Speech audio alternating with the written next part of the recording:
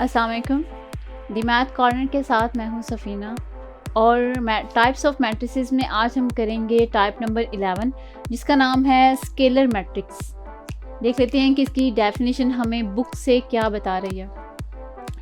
A diagonal matrix is called a scalar matrix. जब हम book से यहाँ तक इसकी डेफिनेशन को रीड आउट करते हैं तो हमें जो चीज़ कन्फ्यूजिंग यहाँ पे फील होती है वो है वर्डिंग डायगोनल मैट्रिक्स कि यहाँ पर हमें फोकस क्या करना है। अ diagonal matrix is called a scalar matrix.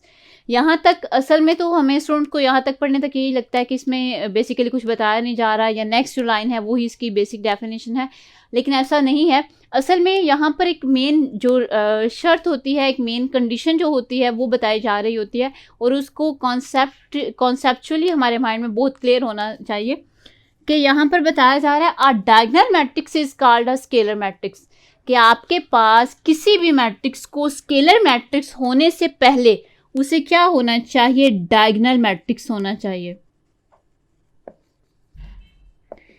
Diagonal matrix को हम पहले डिस्कस कर चुके हैं। अगर मैं इसको बहुत शॉर्ट फॉर्म में अगर डिस्कस करें तो हमारे पास एक ऐसा मैट्रिक्स जो कि स्क्वायर मैट्रिक्स भी होता है। स्क्वायर मैट्रिक्स उसमें हमारे पास diagonal entries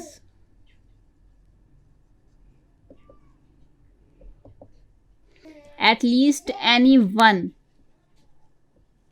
is not equal to 0 होनी चाहिए।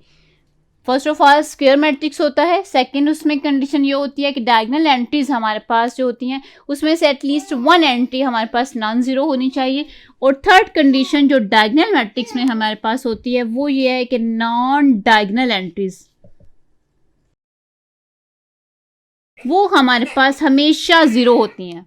डायगोनल मैट्रिक्स की डेफिनेशन को अगर हम देखें तो वो हमारे पास कुछ इस तरह से है कि हमारे पास मैट्रिक्स को स्क्वायर मैट्रिक्स होना चाहिए। सेकेंडली उसमें डायगोनल एंट्रीज में से at least one, any one element जो है वो हमारे पास नॉन जीरो होना चाहिए।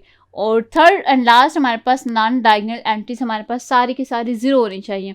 ये हम तो हमारे पास थी डेफिनेशन डायगोनल मैट्रिक्स की कि किसी भी मैट्रिक्स को डायगोनल मैट्रिक्स होने के लिए क्या ज़रूरी है। अब इस डेफिनेशन में हमारे पास ये चीज़ ज़रूरी है, मस्ट है इसको फॉलो करना कि अ diagonal matrix is called a scalar matrix, कि कोई भी मैट्रिक्स स्केलर मैट्रिक्स होने से पहले ये सारी कंडीशंस फुलफिल मस्ट करेगा। उसके बाद हम बात करेंगे कि ये स्केलर मैट्रिक्स है या नहीं है। अब अगर हम नेक्स्ट कंडीशन पे चले, यहाँ तक तो थी हमारे डायगोनल मैट्रिक्स की बात। अब स्केलर मैट्रिक्स के लिए क्या ज़रूरी है, if all the diagonal entries are same and non zero. ये बात हो रही है डायगोनल मैट्रिक्स की कि आपके पास एक ऐसा मैट्रिक्स जो कि डायगोनल मैट्रिक्स है और उसको स्केलर मैट्रिक्स होने के लिए क्या करना है, उसकी जितनी भी डायगोनल एंट्रीज हैं, उसकी जितनी भी डायगोनल एंट्रीज हैं उनको क्या होना चाहिए, मस्ट सेम होना चाहिए और नॉट इक्वल टू 0 होना चाहिए। जितने ऑल डायगोनल एंट्रीज, यहाँ पर ये चीज़ आपने बहुत अच्छी तरह से याद रखनी है। If all the diagonal entries are same, कि जितनी भी डायगोनल की एंट्रीज हैं उन सबको सेम होना चाहिए एंड नॉन ज़ीरो और नॉट इक्वल टू 0 होना चाहिए। अगर इसकी एग्जांपल को हम देखें, एक आपने कंडीशन हमेशा से याद रखनी है कि डायगोनल मैट्रिक्स है तो वो मस्ट हमारे पास स्क्वायर मैट्रिक्स भी होगा। ठीक है, तो हम इसके लिए अगर हम कोई भी एग्जांपल लें, अगर ऑर्डर 2 क्रॉस 2 में लें, ठीक है, तो वो स्क्वायर ही लेंगे। ऑर्डर 3 का लें तब भी स्क्वायर ही लेंगे। सपोज मेरे पास ये एंट्रीज हैं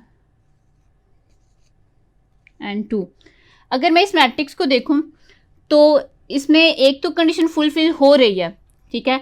एक कंडीशन फुलफिल ये हो रही है कि ये हमारे पास डायगोनल मैट्रिक्स है, क्योंकि डायगोनल मैट्रिक्स की तो ये सारी डेफिनेशंस को, सारी कंडीशंस को फुलफिल कर रहा है कि स्क्वायर मैट्रिक्स भी है। ठीक है, अगर आप देखें इसका ऑर्डर 2 क्रॉस 2 है तो ये स्क्वायर मैट्रिक्स तो है। सेकंड है diagonal entries at least any one जो है वो नॉट इक्वल टू 0 होनी चाहिए। और अगर मैं इसकी डायगोनल एंट्रीज को देखूं तो मेरे पास डायगोनल हमारे पास ये है, और अगर इसकी एंट्रीज को देखें तो वो आपके पास नॉन ज़ीरो हैं। और नॉन डायगोनल एंट्रीज को अगर आप देखें तो वो आपको क्लियरली नज़र आ रहा है कि वो 0 है। तो डायगोनल की, तो ये डायगोनल मैट्रिक्स की ये सारी कंडीशंस को फुलफिल कर रहा है। तो इसका मतलब है स्केलर मैट्रिक्स की जो फर्स्ट कंडीशन है कि डायगोनल मैट्रिक्स होना चाहिए वो तो इसमें फुलफिल हो रहा है। लेकिन सेकंड कंडीशन जो है diagonal entries are same and not equal to 0, अगर हम इसको देखें तो क्या ये फुलफिल हो रही है या नहीं हो रही, असल में हमारा पॉइंट ऑफ डिस्कशन ये है। अब नॉन डायगोनल एंट्रीज तो 0 है, डायगोनल एंट्रीज में यहाँ पर 1 और 2 है, ठीक है। नॉट इक्वल टू 0 की कंडीशन तो सही ठीक है, लेकिन अगर देखा जाए इन एंट्रीज को तो ये डिफरेंट है, ये सेम नहीं है। मीन्स अगर A11 को देखा जाए और A22 जनरल फॉर्म अगर इनकी देखा जाए तो ये आपके पास दोनों ही सेम नहीं है। अगर एंट्रीज डायगोनल की सेम नहीं है तो ये आपके पास कभी भी स्केलर मैट्रिक्स जो है वो नहीं हो सकता। अब एक मैं ऑर्डर 3 क्लास 3 का मैट्रिक्स ले लेती हूँ। सपोज B मेरे पास है,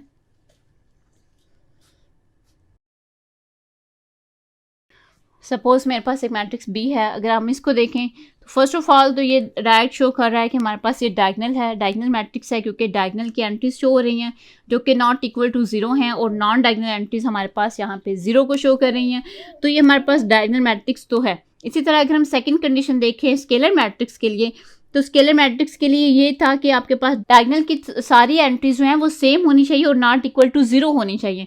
और अगर आप देखें तो ये डायगोनल की एंट्रीज हमारे पास नॉट इक्वल टू 0 भी हैं और देखने में सेम भी है, तो हम क्या कहेंगे कि हमारे पास जो मैट्रिक्स B है वो हमारा एक स्केलर मैट्रिक्स है। अब जो डेफिनेशन के अकॉर्डिंग हम इसको जनरल फॉर्म में अगर लिखें, बाज़ बुक पे जनरल फॉर्म में भी मेंशन होता है, बच्चे उसमें भी ज़रा कन्फ्यूजन फील करते हैं। तो अगर जनरल फॉर्म देखी जाए, जनरल फॉर्म में सपोज कि मैं मैट्रिक्स आपके पास ले लेती हूँ C, तो वो उसमें कुछ इस तरह से स्पेसिफाई करते हैं। आप इसका ऑर्डर कोई भी ले सकते हैं, आप 2 क्लास 2 मैट्रिक्स ले लें, आप 3 क्लास 3 मैट्रिक्स ले लें, लेकिन बस कंडीशन इतनी है कि उसको स्क्वायर मैट्रिक्स ही आपने लेना है। अब सपोज कि मैंने यहाँ पर C ले लिया है, तो आपके पास C एक ऐसा स्केलर मैट्रिक्स होगा अगर आपके पास K जो है वो नॉट इक्वल टू 0 हो और आपके पास K इज एनी कांस्टेंट,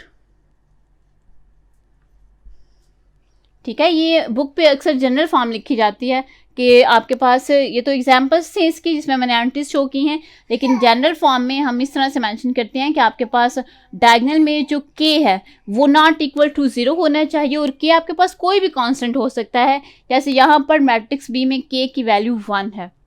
ये थी इसकी जनरल फॉर्म और ये थी हमारी स्केलर मैट्रिक्स की डेफिनेशन। अगर आपको इसमें कहीं पे भी कोई कन्फ्यूजन फील हुई हो तो काइंडली हमें कमेंट सेक्शन में ज़रूर बताएं, और अगर आपको हमारी ये वीडियो अच्छी लगी है तो इसको लाइक भी करें और हमारी मज़ीद अच्छी वीडियो के लिए हमारे चैनल को सब्सक्राइब भी करें। शुक्रिया।